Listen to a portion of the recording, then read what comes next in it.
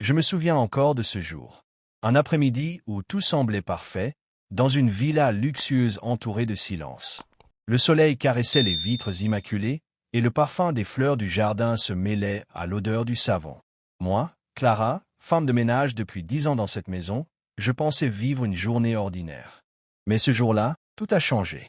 Le petit Elias, le fils du propriétaire, fêtait son 7e anniversaire. On avait décoré la terrasse avec des ballons dorés, un buffet immense et une table remplie de gâteaux. Des femmes élégantes, maquillées à la perfection, riaient entre elles.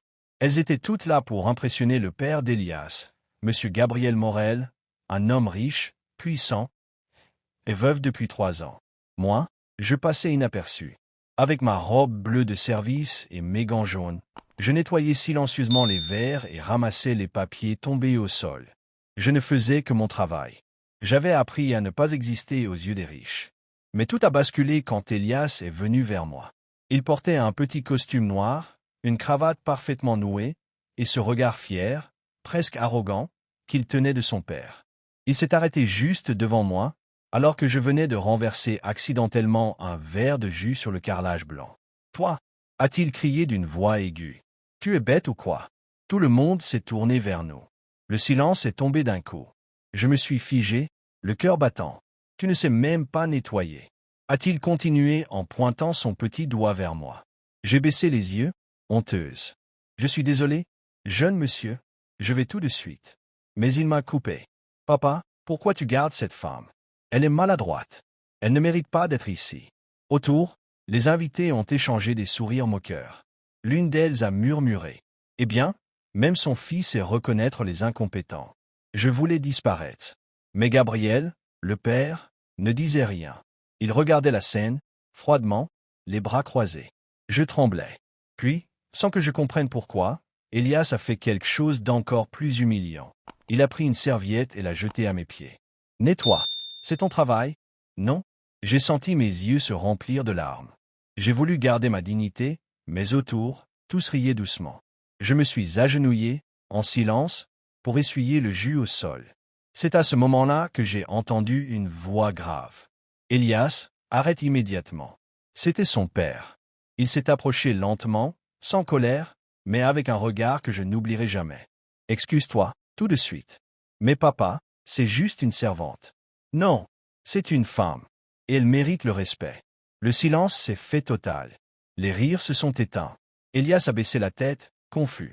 Mais avant qu'il puisse dire quoi que ce soit, Gabriel s'est tourné vers moi. « Clara, pardonnez mon fils. Il ne sait pas encore qui vous êtes vraiment. » Ces mots m'ont glacé. Qui j'étais vraiment? Que voulait-il dire? Tous les invités avaient les yeux rivés sur lui. Et puis, devant tout le monde, il a ajouté. « Cette femme, vous la voyez comme une simple employée. Mais si aujourd'hui mon fils peut marcher, parler et vivre, c'est grâce à elle. » Les gens ont échangé des regards perplexes. Moi, je tremblais encore, incapable de comprendre. Gabriel a continué. « Il y a 3 ans, après l'accident qui a tué ma femme, Elias a passé 6 mois dans le coma.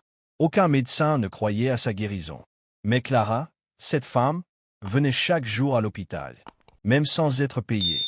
Elle lui parlait, elle chantait pour lui. Et un matin, c'est à sa voix qu'il s'est réveillé. Je sentais mes larmes couler. Elias, lui, regardait son père avec des yeux ronds.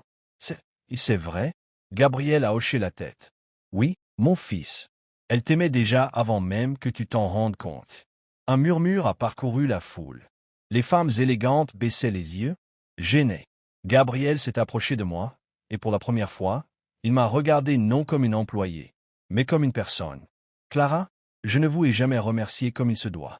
Vous avez donné à mon fils une seconde vie, et je vous dois la mienne. » Puis il s'est tourné vers Elias. « Fils, la vraie grandeur, ce n'est pas l'argent ni les costumes.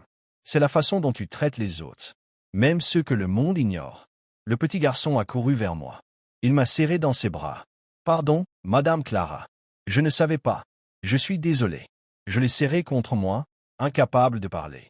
Et ce jour-là, sous les yeux de tous, le fils du riche homme d'affaires et la femme de ménage sont devenus amis. Mais l'histoire ne s'est pas arrêtée là. Quelques semaines plus tard, Gabriel est venu me voir dans la petite chambre que j'occupais près du garage. Il tenait une enveloppe dans les mains. « Clara, j'ai pris une décision.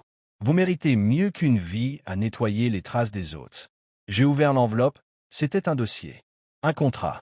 Il m'offrait de diriger une fondation au nom de sa défunte épouse, une fondation pour venir en aide aux enfants malades. C'est votre cœur, Clara, pas votre balai, qui a sauvé mon fils. Ce monde a besoin de femmes comme vous. Je n'ai pas pu retenir mes larmes. J'ai accepté, la voix tremblante. Et depuis ce jour, ma vie a changé.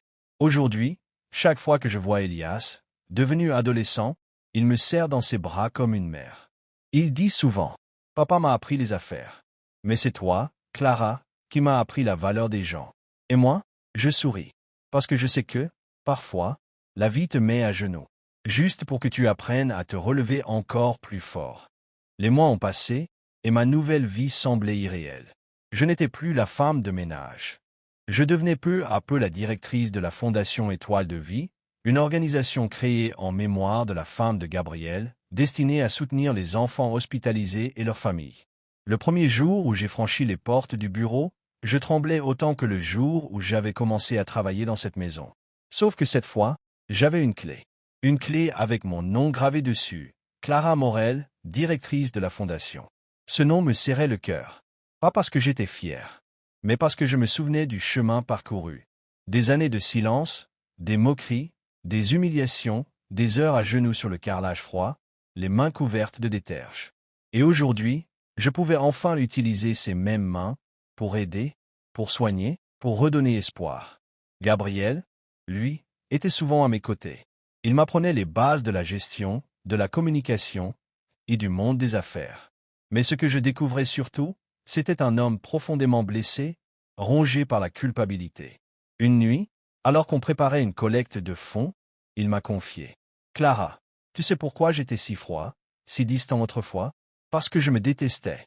Je m'en voulais d'avoir tout perdu, de ne pas avoir pu sauver ma femme. Et te voir, toi, chaque jour si forte, me rappelait à quel point j'avais cessé de croire à la bonté. Je n'ai rien répondu.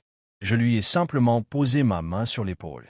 Gabriel, parfois la vie nous arrache tout, mais jamais notre capacité à aimer à nouveau. À cet instant, il a levé les yeux vers moi. Et j'ai compris. Ce regard-là, je ne l'avais jamais vu avant. Celui d'un homme qui commence à voir la beauté dans la simplicité. Les rumeurs ont commencé peu après. Les gens parlaient. Les femmes qui avaient ri de moi ce jour-là racontaient maintenant que la servante voulait séduire le patron. Mais je n'ai rien dit. Je savais qui j'étais. Et je savais que la vérité finit toujours par parler d'elle-même. Un soir, alors qu'on rentrait d'une visite à l'hôpital pour enfants, Elias nous a observés en silence depuis l'arrière de la voiture. Puis il a dit d'une voix douce, « Papa, pourquoi tu souris quand Clara est là ?» Gabriel a ri doucement. « Parce qu'elle me rappelle ce qu'est une vraie famille, mon fils. » Ce mot, « famille », a résonné longtemps dans ma tête. Moi, qui avais grandi orpheline, sans amour, sans foyer. Je réalisais que la vie me donnait enfin une seconde chance. Quelques mois plus tard, la Fondation a organisé un grand gala. Des hommes d'affaires, des célébrités, des médecins, tous étaient là.